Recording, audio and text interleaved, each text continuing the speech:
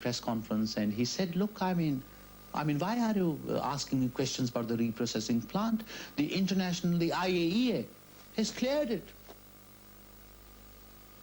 So, what are your misgivings? From its headquarters in Vienna, the IAEA is supposed to act as the world's nuclear guardian and ombudsman. From the millions of words that pour in here every day, an army of civil servants is in theory able to spot nuclear misbehavior and put a stop to it. Complicated safeguards were indeed built into the Pakistani agreement. But what use are safeguards if a nation is intent on building a bomb?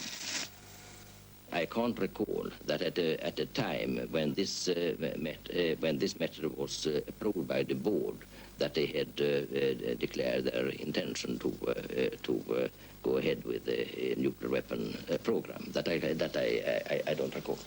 Pakistan undertook that no reprocessing plant nor any material produced shall be used for the manufacture of any nuclear weapon or to further any other military purpose or for the manufacture of any other nuclear explosive device. But let's be frank, everybody knew what the plant was for, didn't they? Well, I suppose, all the Western countries knew. Bhutto went home in glory. The plant which the French were to build had two alluring attractions. One, the means to fuel a new generation of reactors to ease Pakistan's power starvation, if he wanted.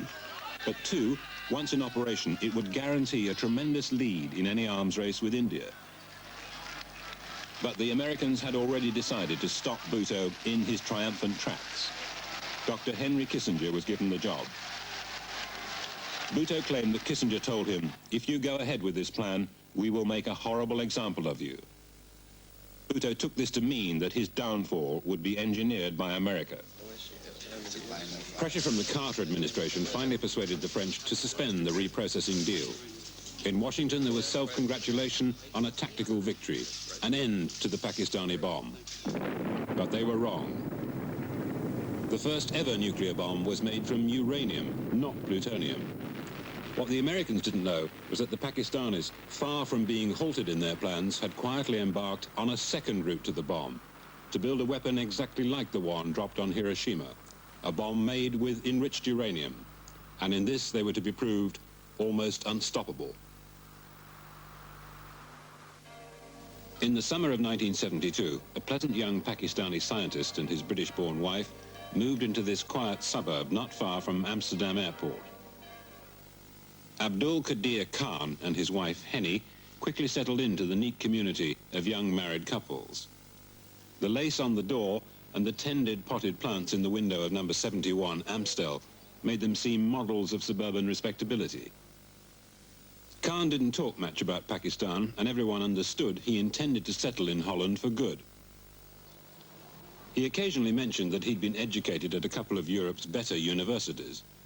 Apart from that, people remember only that the Khans were so downright nice. For instance, he was offering cookies and sweeties to the secretaries because in his idea, a girl should be a little bit fatty, let's say. That was one of his theories. Well, that attractive women needed to be fat. Yes, something like that, yes. In fact, Khan was a perfect family man, faithful to his wife and devoted to his daughters. His life was going to work and looking after the family. But occasionally he took trips to his old universities, and it was after one of these that he came home with good news. He'd landed an intriguing new job.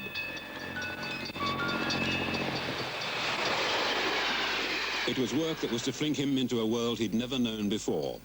The world of the industrial spy. Khan's new employers just happened to be the major subcontractors to Urenco, the Dutch-British-German consortium which runs a massive uranium enrichment plant at Almelo in Holland. Here, uranium gas is rotated at incredible speeds to produce enriched uranium.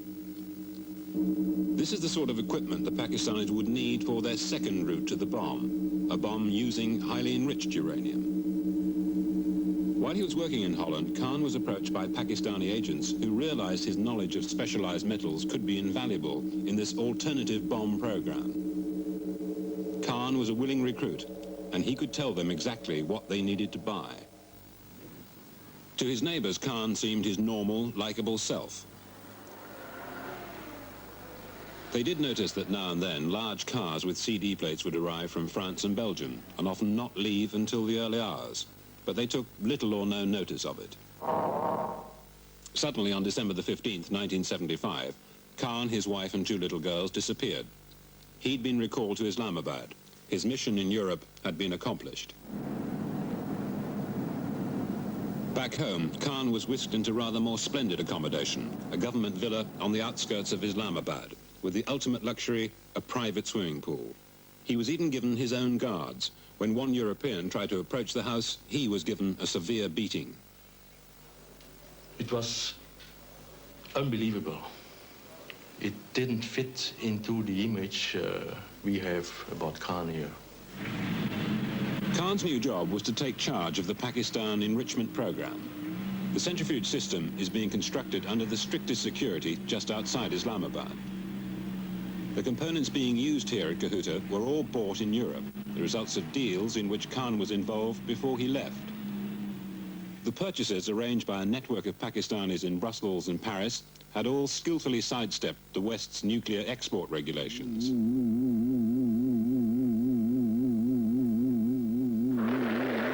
The Pakistanis are so concerned about Kahuta that they've installed French Crotale anti-aircraft missiles to protect the installation. The Indian border is only 5 minutes flying time away, and the Pakistanis have no intention of being surprised by a sudden strike by India's well-trained air force.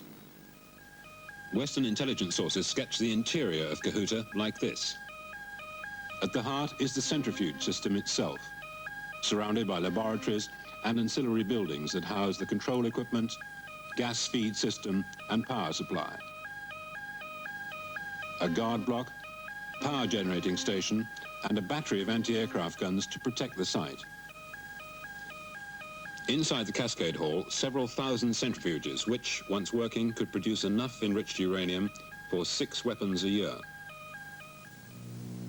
The enrichment process is so complex and costly that it created the perfect cover for the Pakistanis' intentions.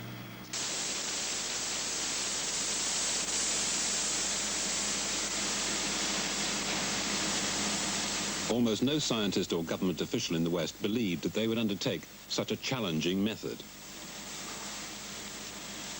In fact, almost every piece of equipment inside Kahoot has come from Europe, including Britain. One of the first purchases for the Pakistani centrifuge was a batch of inverters from the Swindon plant of Emerson Electric. Inverters ensure that the current arriving at the centrifuge remains absolutely constant. That's essential when the motors have to run at tens of thousands of revolutions a minute. The management of Emerson's, both here in Swindon and at their parent company in the United States, refused point blank to talk about the inverters. But a scientist who used to work here has told us that anybody who was anybody in the company had a pretty shrewd idea of what they were for. But they weren't bothered. They were convinced the Pakistanis wouldn't know what to do with them. Indeed, he says there was a company joke that the inverters would rust away in their cases up in the hills, and then the Pakistanis would order some more. In fact, only a couple of weeks or so after the inverters arrived in Pakistan, a telex came here asking for a whole list of very sophisticated modifications, and that took the wind out of the management sails. It was another example of Western arrogance, assuming the Pakistanis had no idea what they were up to. The Pakistanis, in fact, knew exactly where to go to place their order for inverters without causing too much suspicion. To the prosperous little town of Leonberg, not far from Stuttgart. One of their go-between companies is Team Industries. The Pakistanis wanted 31 inverters, and they were prepared to pay above the going rate for them. Their middleman was one of the company directors, a Mr. Piffle. Don't do this. We're from BBC Television. I know, but don't do this. Are you Mr. Piffle? Yes. Mr. Piffle hoped there'd be more orders like this. On this one alone, his commission ran into thousands of pounds. Yet, I'm asking you matters of purely public interest about your dealings with Emerson's and the Pakistanis. Is it true you placed an order in 1976? I'm on Friday in England with Mrs. Thatcher together. A later order for more centrifuges from Emerson's, worth over £1 million, was frozen by the British government. Even so, Pakistan already had enough